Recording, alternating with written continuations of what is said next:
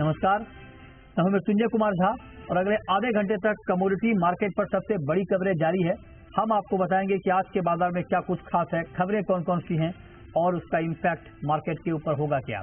आज की चर्चा में हमारे साथ हैं Ravi Deora, research head and director Kunvarji group के, धर्मेश भाटिया हैं एमिरेट्स एनबीडी के, राहुल मेहता हैं एमडी सिल्वर एम्पोरियम के, सुमित गुप्ता हैं सीईओ वसेदा ग्लोबल एशिया के और अजय गोयल हैं chairman wheat product promotion society के। तो आप सभी का बहुत स्वागत है।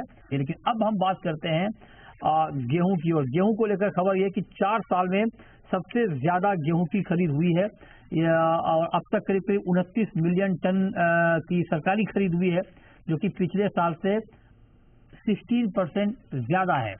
अजय गोयल साहब हमारे साथ हैं और साथ ही हमारे साथ सुमित गुप्ता हैं। आप दोनों का बहुत स्वागत है। गोयल साहब, पहला सवाल तो सर आपसे यही कि ये जो 29 मिलियन टन की बाइंग है, इन आंकड़ों पर आप लोगों का रिएक्शन है क्या? आप लोग क्या मानकर चल रहे हैं इन आंकड़ों पर? देखिए, सरकार ने जो 31 का लक्ष्य रखा था उसको फिर बढ़ाकर 33 कर दिया। जो एमपी में बोनस दिया उसकी वजह से जो 2 मिलियन टन एक्स्ट्रा है वो भी शायद सरकार एमपी से खरीद पाएगी।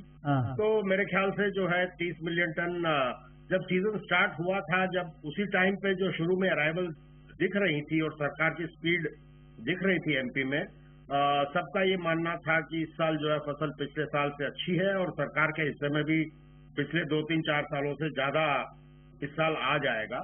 तो सबको उम्मीद है कि सरकार 30 मिलियन टन या तो पार कर लेगा या उसके आसपास जो है अपना इस साल का लक्ष्य पूरा कर लेगा, क्योंकि अभी जो बाजारों में है वो सिमटता जा रहा है अराइवल। अभी कोई खास इतनी अराइवल बची नहीं है मार्केट्स में।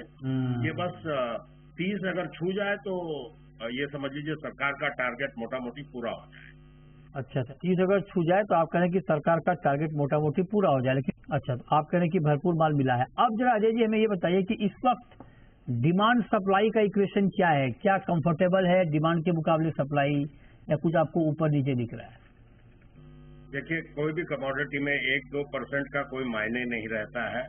आज की तारीख में सबका ध्यान अपना स्टॉक बनाने में, प्रिक्योरमेंट में लगा हुआ है और जो डिमांड है वो समर मंथ्स में पुअर रहती है। असली डिमांड का जायजा तो जून के बाद लगेगा, जब मार्केट्स में अराइवल खत्म हो जाएगी और सामने जो है डिमांड का जो एक दौर है वो शुरू होगा। पर मोटा मोटी सबको ये उम्मीद है कि ये आने वाला साल अगर सरकार ने अपने पत्ते सही खेले और सही मायने में जो है बाजार में सप्लाई जल्दी स्टार्ट कर दी, तो ये बाजार जो है एक नॉर्मल मार्केट की तरह, जिसमें 1-2% प्रति महीने की जो है बढ़त हो सकती है, उस तरह से बिहेव करेगा। अच्छा, ठीक है, ओके। तो आप कह रहे हैं कि लास्ट ईयर के मुकाबले गेहूं की क्रॉप अच्छी है। तो अजय जी, अब जरा आप बताइए सर कि मैं आपसे फिर पूछ रहा हूँ ये सवाल कि क्या आने वाले वक्त में, चूंकि दाम घटे हैं गेहूं के, क्या ये मानकर चलें कि अभी और गिरावट बाकी है, गेहूं की कीमतें और घट सकती हैं सर? नहीं, अब देखिए, जो एक बॉटम है दिल्ली 2600, वो बॉटम आउट हो चुका है और पिछले एक हफ्ते पहले युद्ध के डर से जो है एक 2700, 2750 भी छू गया था।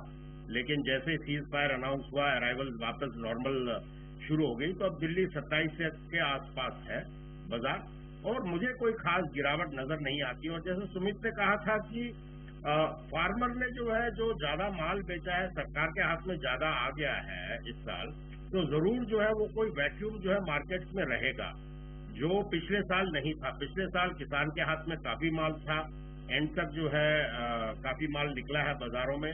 इस साल शायद हो सकता है जो एक एक्सेस स्टॉक जो गवर्नमेंट के पास चला गया, वो प्राइवेट ने कहीं ना कहीं जो है वो उसकी शॉर्टेज फील करेगा आने वाले महीने।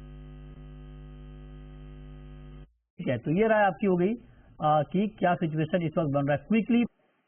ओके, ठीक है, चलिए, बहुत शुक्रिया सुमित जी आपका और अजय जी आपका हमारे साथ जुड़ने के लिए और व्हीट पर डिटेल में बात करने के लिए, बताने के लिए क्या सिचुएशन आगे बन रहा है। लेकिन रवि जी, अब जरा आप बताइए सर,